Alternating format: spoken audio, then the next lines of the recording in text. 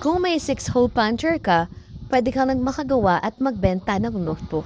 So first, nagprint lang ako back-to-back nitong mga lines na ilalagay sa loob ng notebook. Madali lang naman magprint ng mga lines na back-to-back. Basta i-make sure mo lang na pantay ang pagkakalagay sa printer. Tulad nito, sobrang pantay siya.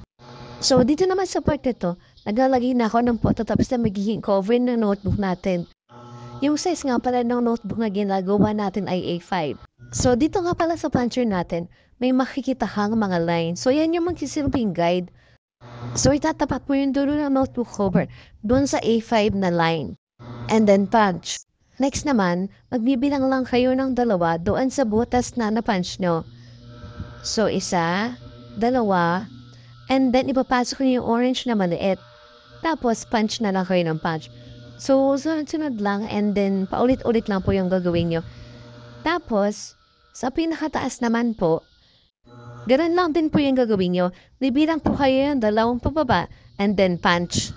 Paulit-ulit lang po yung procedure na gagawin nyo hanggang sa makabuo na po kayo ng pages na gusto nyo. Itatapat sa line na guide, punch, and then bilang po ng dalawa, and then punch po ulit. So, madali lang naman gumawa. So, kayang-kaya nyo po to.